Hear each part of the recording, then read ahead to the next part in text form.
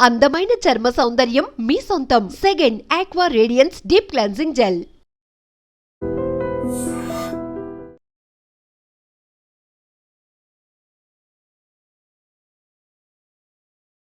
నెల్లూరు జిల్లాలో ఘోర రోడ్డు ప్రమాదం జరిగింది. ఆ రోడ్డు ప్రమాదంలో నలుగురు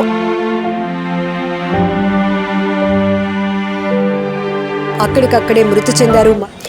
నెల్లూరు జిల్లాలో ఘోర రోడ్డు ప్రమాదం జరిగింది. ఆత్మకూరు క్రాస్ రోడ్ వద్ద పెట్రోల్ బంక్ వద్ద జరిగినటువంటి రోడ్డు ప్రమాదంలో నలుగురు అక్కడికక్కడే మృతి చెందారు. మరికొందరు పరిస్థితి విషమంగా ఉంది.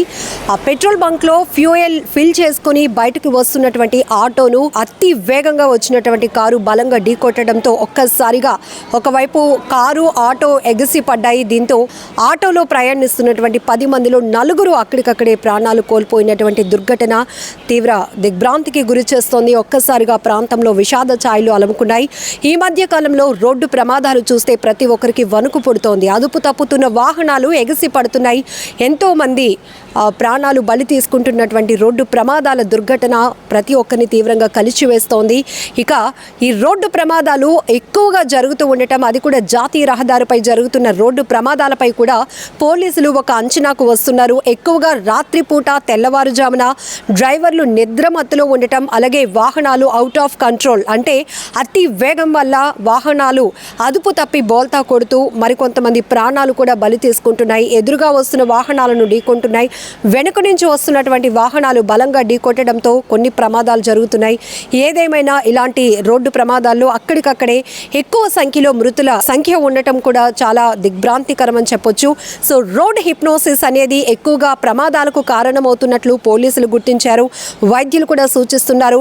ఎవరైతే డ్రైవర్స్ ఉంటారో వాళ్ళకి రోడ్ హిప్నోసిస్ ఉంటే కనుక వాళ్ళు డ్రైవ్ చేస్తున్నప్పుడు ఒక 2.5 hours తర్వాత 3 గంటల డ్రైవింగ్ కంటిన్యూగా చేసిన తర్వాత వాళ్ళకి ఐస్కి బ్రెయిన్కి సంబంధించినటువంటి కనెక్షన్ ఉండదు అనేది కూడా ఈ రోడ్ హిప్నోసిస్లో గుర్తించినటువంటి పరిస్థితి ఉంది. దీనివల్ల వీళ్ళు ఎదురుగుంటా వాహనం ఎంత స్పీడ్గా వెళ్తోంది, వెనక నుంచి వస్తున్నటువంటి వాహనాల స్పీడ్ని కూడా వీళ్ళు గుర్తించలేకపోవడం వల్ల ఒక్కసారిగా సడన్ బ్రేక్స్ వేస్తూ ముందు వాహనాలను ఢీకొట్టే పరిస్థితులు కూడా ఉంటాయి. సో రోడ్ హిప్నోసిస్ వల్ల ఎక్కువగా వీళ్ళు నిద్రమత్తులోనికి జారుకుంటారు అనేది కూడా ఒక కారణంగా తెలుస్తోంది. అయితే ఇప్పటికే జాతీయ రహదారులు రక్తం ఓడుతున్నటువంటి పరిస్థితులు కనబడుతున్నాయి. భారీ వాహనాలు బోల్తా కొడుతున్నాయి. ఒక వాహనం మరొక వాహనం బలంగా ఢీకొట్టడంతో ఎంతో మంది ప్రాణాలు కోల్పోతున్నారు. తల్లిదండ్రులను పోగొట్టుకుంటున్నటువంటి పసిపిల్లల్ని చూస్తున్నాం. పసిపిల్లలతో పాటు కుటుంబాలు కూడా రోడ్డు ప్రమాదంలో ప్రాణాలు విడుస్తున్నటువంటి దుర్ఘటనలు ప్రతి ఒక్కరిని తీవ్రంగా కలిచివేస్తున్నాయి.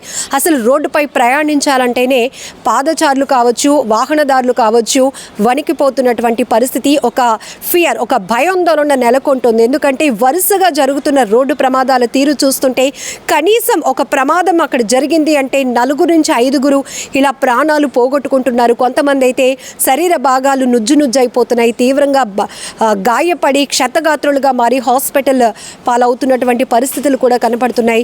ఎంతోమంది ఇక్కడ వరకు ఒక శుభకార్యానికి వెళ్ళి వస్తున్న వాళ్ళు కూడా ఒక నిర్లక్ష్యం డ్రైవింగ్లో ఉండటం వల్ల ప్రమాదానికి గురవుతూ ప్రాణాలు పోగొట్టుకుంటున్నటువంటి పరిస్థితులు కూడా ఉన్నాయి. ఇలా రోడ్డు ప్రమాదాలకు విశ్లేషించుకుంటూ పోతే అనేక కారణాలు. మొట్టమొదటిగా అతి వేగమే ప్రమాదాలకు ఎక్కువగా కారణమవుతోంది. మరికొన్ని చోట్ల సెల్ఫ్ యాక్సిడెంట్స్ కూడా మనం చూస్తున్నాం. స్పీడ్ని థ్రిల్గా ఫీల్ అవుతున్నారు కానీ అది మన ప్రాణాలు తీసేస్తుంది అనే వాస్తవాన్ని కూడా కొంతమంది తెలుసుకోలేకపోతున్నారు. ఇక్కడ హై స్పీడ్గా వెళ్ళటం మంచిది కాదు, రోడ్ యాక్సిడెంట్ జోన్స్ అని హెచ్చరిక బోర్డులు పెడుతున్నా కూడా అవేవి పట్టించుకోవటం లేదు. బేఖాతరు చేయకుండా ముందుకు వెళ్తూ ఉండటం, థ్రిల్గా ఫీల్ అవుతున్నారు స్పీడ్గా డ్రైవ్ చేయటాన్ని.